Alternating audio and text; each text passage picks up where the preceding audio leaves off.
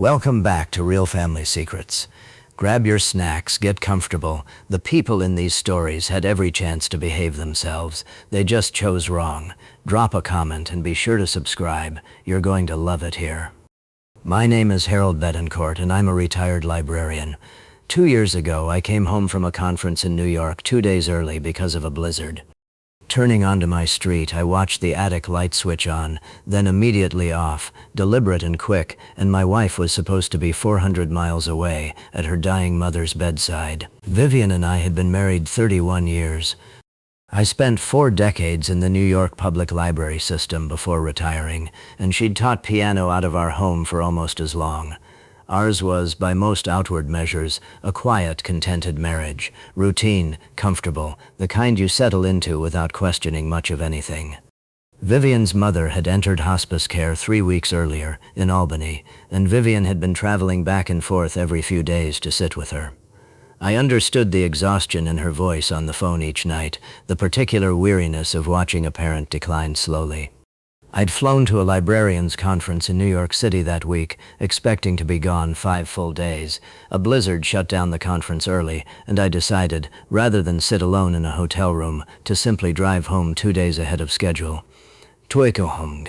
It was nearly midnight when I turned onto our street. Snow was falling steadily, and most of the neighborhood had already gone dark for the night, except for our own house, where a single light in the attic window switched on, then off again, within seconds. Deliberate, quick.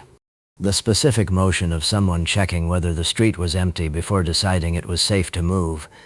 I parked 2 houses down rather than in our own driveway, an instinct I didn't fully examine at the time.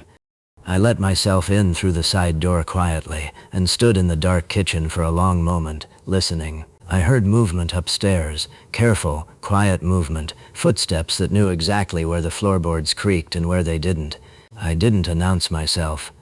I went back outside, sat in my car for nearly 2 hours in the cold, and watched. Around 2 a.m., a man let himself out through the same side door, walked 3 blocks, and got into a car I didn't recognize. I photographed the license plate before he drove away. I didn't confront Vivian when she called the next morning from Albany, her voice appropriately exhausted, describing another difficult night at her mother's bedside. I said all the right things. I asked how she was holding up. I told her I loved her. Then I called a private investigator, a careful, unhurried man named Desmond Whitlock, who specialized in exactly this kind of quiet domestic inquiry.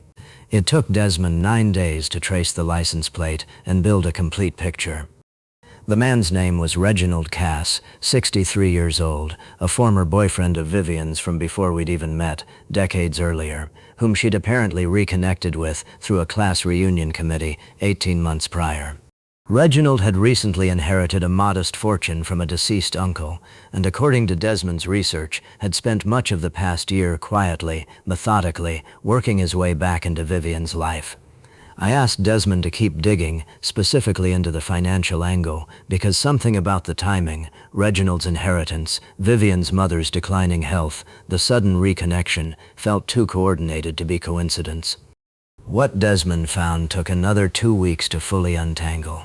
Vivian's mother, it turned out, was leaving a considerably larger estate than either of us had ever discussed openly, nearly $2.3 million, accumulated quietly over decades through smart, unremarkable investing that her generation rarely mentioned outright. Vivian stood to inherit the bulk of that estate as an only child.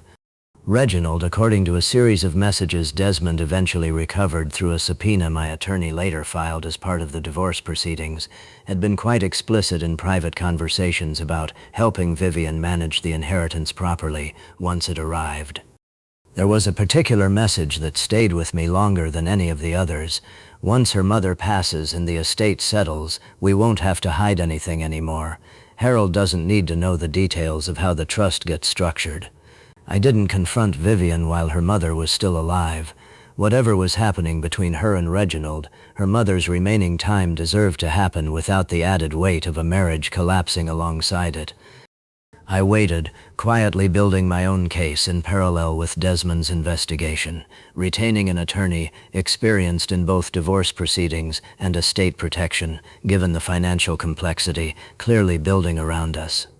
Vivian's mother passed 6 weeks later. I attended the funeral beside my wife, held her hand through the service, and said nothing about anything I already knew. I waited exactly 1 week after the funeral before sitting Vivian down at our kitchen table. "I need to talk to you about the attic light," I said. "The one that turned on and off the night I came home early from New York." Vivian's face went completely still. "Harold, I don't know what you're—" "Reginald Cass," I said. "Class reunion committee, license plate 3 blocks away, 2 a.m. I have photographs. I have a private investigator's full report. I know about the trust conversation you two had about structuring your mother's estate without my knowledge." The color drained entirely from her face. "Harold, please, let me explain." "You don't need to explain the affair," I said. "I understand affairs happen, even after 31 years, even to people who seemed solid. What I can't move past is watching you sit beside me at your own mother's funeral, planning how to structure her inheritance around me before she was even in the ground." Vivian didn't argue. She sat there silent for a long time before finally saying, "I didn't know how to leave. Reginald made it feel simpler than it actually was." "You didn't have to leave," I said. "You could have just told me the truth.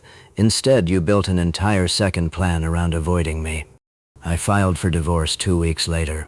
My attorney, given the financial documentation Desmond had gathered, successfully argued for a significantly favorable settlement, citing both the affair and the deliberate financial concealment regarding the estate. Vivian ultimately inherited her mother's estate, as she legally should have, but the settlement ensured I retained the house, my full pension, and a portion of the marital assets that reflected 31 years of genuine partnership, regardless of how the final chapter had unfolded. I still live in that house. I've taken up woodworking in my retirement, something I'd always meant to try and never found the time for during 3 decades of marriage. I think about that attic light sometimes, on and off in seconds, a small, careless mistake in an otherwise careful deception. If Reginald had simply left that light off, I might never have suspected anything at all. If this story moved you, subscribe for more real family stories and tell us in the comments, do you think Harold was right to wait until after the funeral to confront her?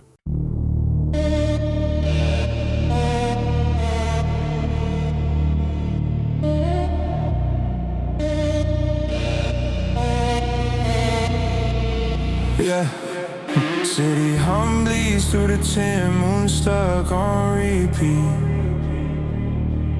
Engine island like it's breathing for me. Oh, I've been drifting through the night like I lost my name. Neon smear on the dash, mind caught in the flame. Phone buzzing but the signal feels haunted. Shadows in the backseat move like they want it. Legends in my head say push it, don't fold, but the weight on my chest feel dipped in gold. I'm swerving past memories I never outgrew, and the cost of this climb keeps changing the view.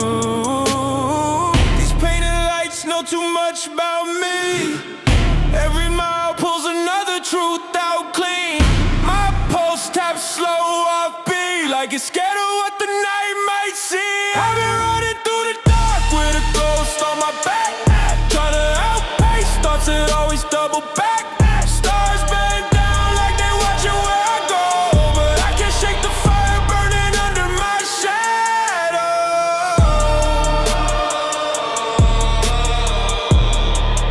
Yeah, under my shadow.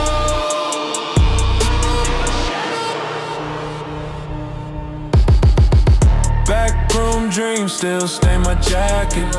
Cold glass whispers like it know my habits. Your voice echo in the halls of my head. Off key, half sweet, half dangerous red. I'm climbing through a skyline stitched from mistakes, threaded in the smoke from the moves I make. My breath fogs up, the truth on the mirror, and fate keeps knocking but it's never any clearer. These painted lights know too much about me. Every mile pulls another truth out clean. My pulse taps slow off beat, like it's scared of what the night might see. I've been running through the dark with a ghost on my back, trying to outpace thoughts that always double back. Stars bend down like they watch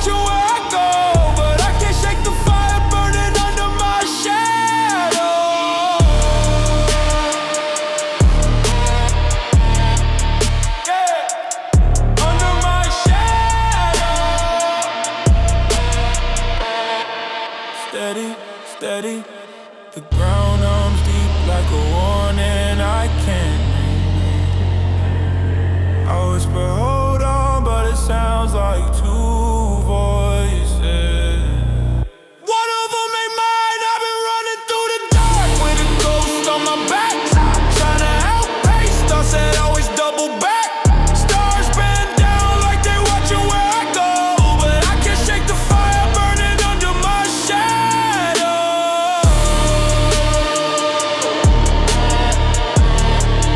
Yeah, under my shadow.